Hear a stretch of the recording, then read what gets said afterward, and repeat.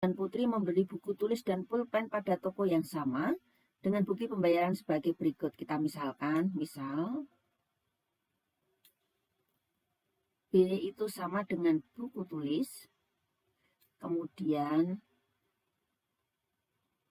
P sama dengan pulpen. Di sini ada dua nota. Kita perhatikan nota yang pertama, 3 buku dan 5 pulpen. Maka kita bisa misalkan 3 buku ditambah 5 pulpen, itu kalau dibeli kita harus membayar 43.000. Sedangkan di toko yang sama, jika kita membeli 4 buku ditambah 2 pulpen, maka kita harus membayar 34.000.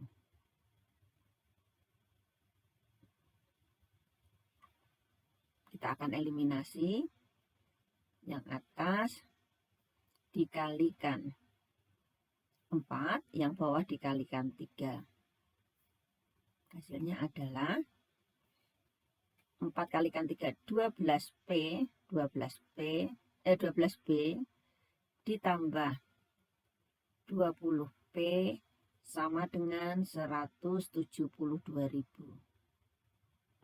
Kalikan 3, 12B ditambah 6P sama dengan 102.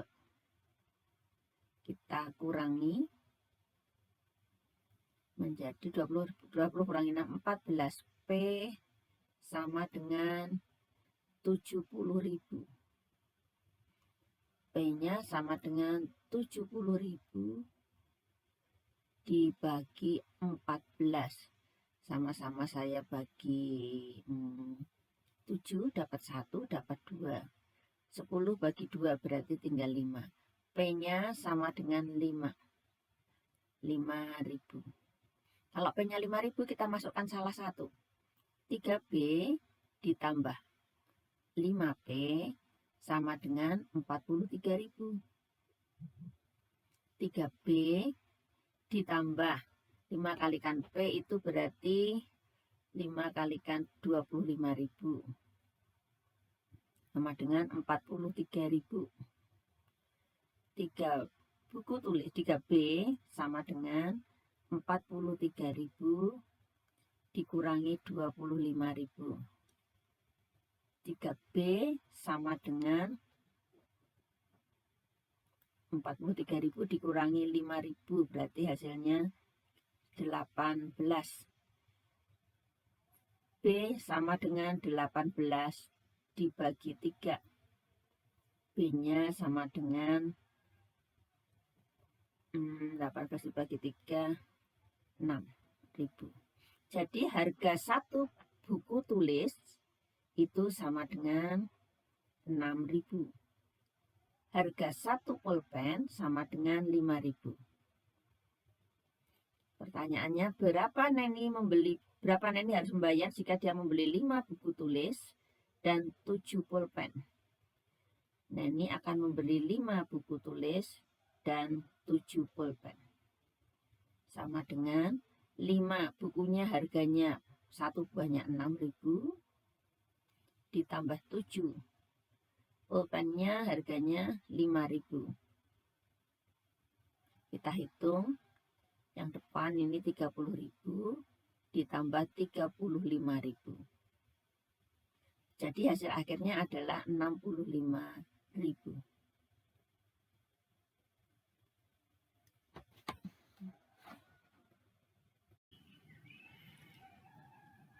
Sebuah tangga bambu bersandar pada dinding. Berarti ini ada dinding. Di dinding ada sebuah tangga bambu. Berarti ini ada tangganya. Bersandar pada sebuah dinding. Yang kuning ini adalah tangga. Kita ilustrasikan. Yang merah ini adalah dinding. Tinggi dinding dari lantai ke ujung tangga. Tinggi dinding, ini lantainya, ini lantai. Tinggi dinding dari lantai ke ujung tangga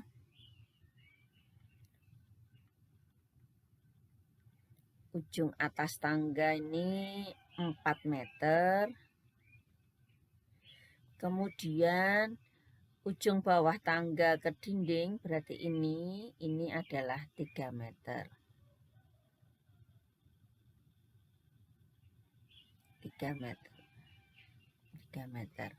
Berapakah panjang tangga bambu tersebut? Berarti ditanyakan ini. Panjang tangga bambu. Kita perhatikan. Ini dari posisinya akan terbentuk segitiga siku-siku. Ingat ya, berarti kalau segitiga siku-siku pasti berlaku rumus Pitagoras. Kita bisa mengingat dengan triple Pitagoras. Triple Pitagoras sudah jelas ini. Triple Pitagoras. Triplenya siapa? 3, 4, 5. Berarti panjang tangganya adalah 5. Kalau dihitung boleh. Berarti kalau ini misalkan X, maka X kuadrat sama dengan 3 kuadrat ditambah 4 kuadrat. Sama dengan 9 ditambah 16. X kuadrat sama dengan 25. X-nya sama dengan akar dari 25. Sama dengan 5. Hasilnya sama.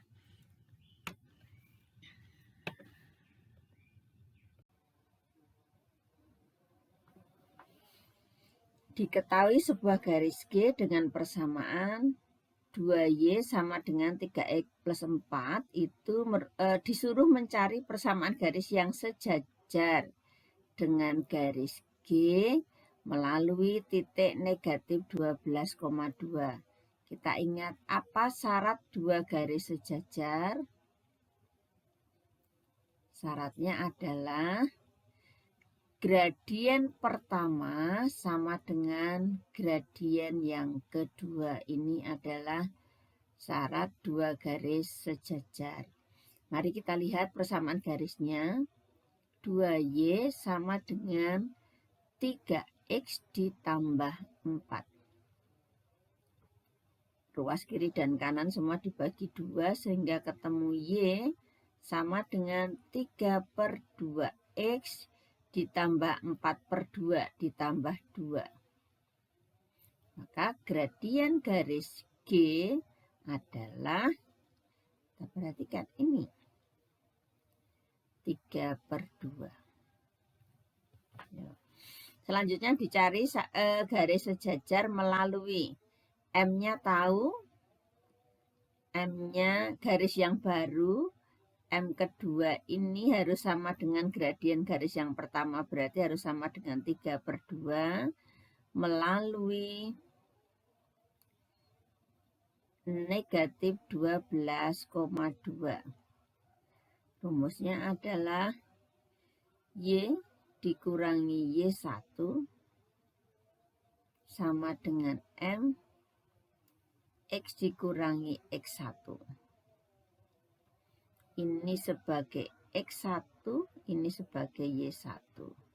Sehingga ketemu Y dikurangi 2 sama dengan 3/2 X dikurangi negatif 12. Y dikurangi 2 sama dengan 3/2X. 3/2X ditambah 12.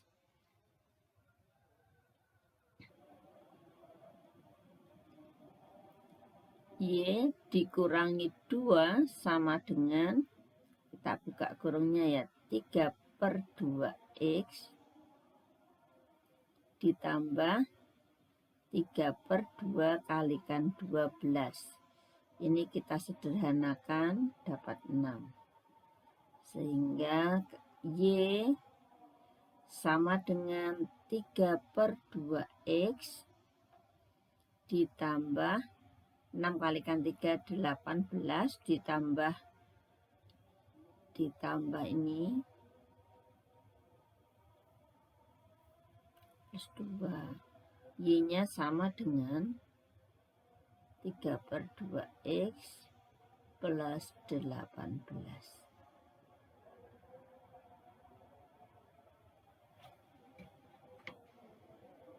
ditambah 2.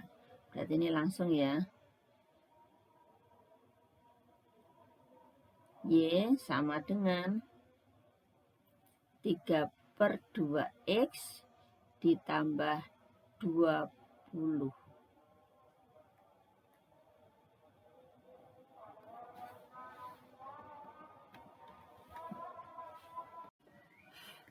Perhatikan gambar berikut.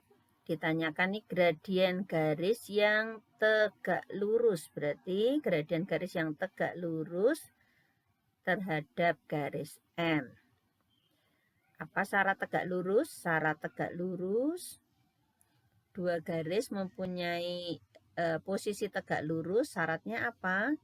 Jika gradien pertama dikalikan gradien garis kedua, hasilnya adalah negatif 1. Kita cari dulu nih gradien pertama. Gradien garis M kita lihat. Cara menentukan gradiennya, tentukan 2 titik yang mudah. Misalnya saya menentukan titiknya ini dan ini. Berapa gradiennya? Gradien garis M adalah delta Y. Misalnya ke atasnya berapa nih? 1, 2. Karena ke atas berarti 2 positif. Untuk menuju titik berikutnya posisi ke kanan berarti positif. Berapa? 1, 2, 3, 4. 2/4 atau bisa kita sederhanakan setengah. Ini gradien garis yang pertama. Kita disuruh mencari garis kedua agar tegak lurus terhadap garis pertama. Gradiennya berapa? Mari kita lihat syaratnya. M1, M1-nya 2/4. 2/4, gradien garis pertama 2/4 dikalikan berapa? Harus dikalikan gradien garis yang kedua, hasilnya harus negatif 1. Maka gradien garis kedua sama dengan negatif 1 dibagi 2/4. Gradien garis kedua sama dengan dibagi itu sama dengan mengalihkan. Ini bisa dibagi mengalihkan dengan kebalikannya. Dikalikan dengan kebalikannya ini 4/2. Negatif 1 kalikan negatif 4/2 sama dengan negatif 4 dibagi 2. Gradien garis kedua, negatif 4 dibagi 2, jawabannya negatif 2. Maka jawabannya adalah A.